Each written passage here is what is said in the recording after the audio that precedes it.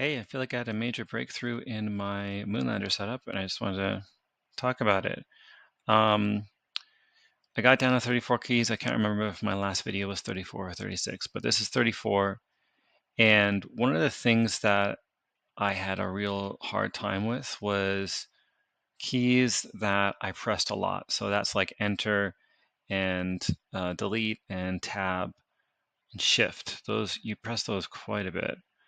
You press tab all the time. I didn't realize this, but like tab is, for autocomplete. I just press that all the time, way more than I expected.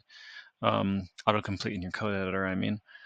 So that was my issue. And then I ran across this layout, which is a really popular layout for low number of keys, keyboard layouts. And they got a lot of really good ideas that just makes so much sense to me and is something that's helped me out quite a bit. So one of those things is that it brings those commonly pressed keys onto here. So previously what I was doing, let's take a look at a Apple keyboard. Um, what I was trying to do is, get normal letters.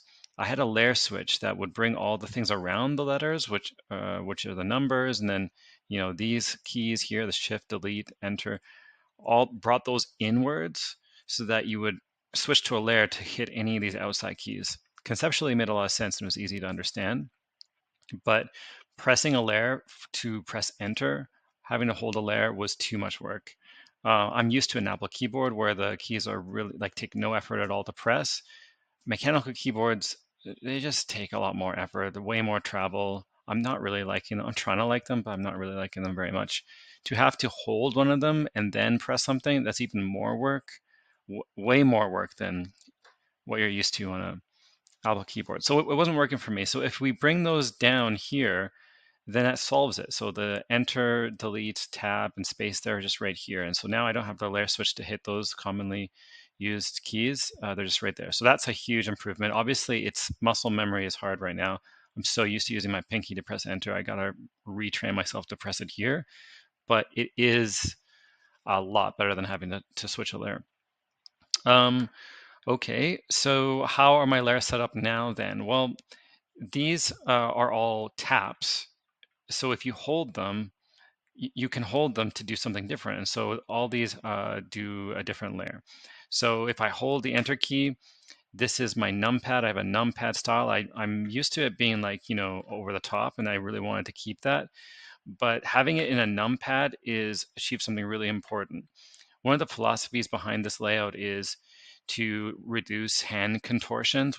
A good example of that is doing Control Z or Control C, Control V. A hand contortion is where you have to hold a key and then also press a key with the same hand. That makes your hand do weird things, and it's not good for you long term. So the idea is that if you're ever having to switch a layer or hold a key, that's the only thing that hand has to do. Everything else is on another hand.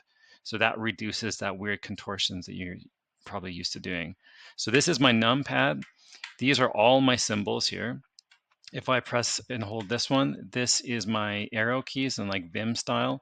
And then finally, this one is just my really commonly used symbols. And it's just like an 2x8 grid here. And it's easier to see on here.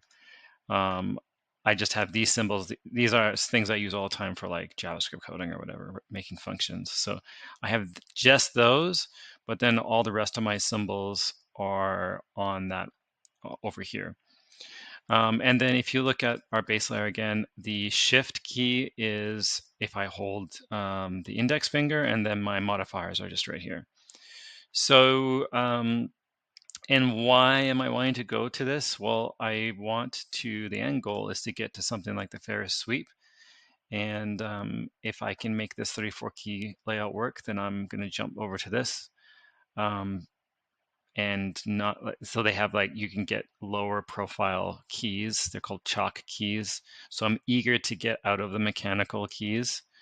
But the Moonlander is great because this is not you can customize it however you want and try out different layouts and before you commit to something more permanent like this. You can't change where the keys are obviously on a keyboard like this. So the Moonlander is great for this experimentation. But yeah, I think this layout is going to work really well for me. And once I'm good with that, I'll switch over to this.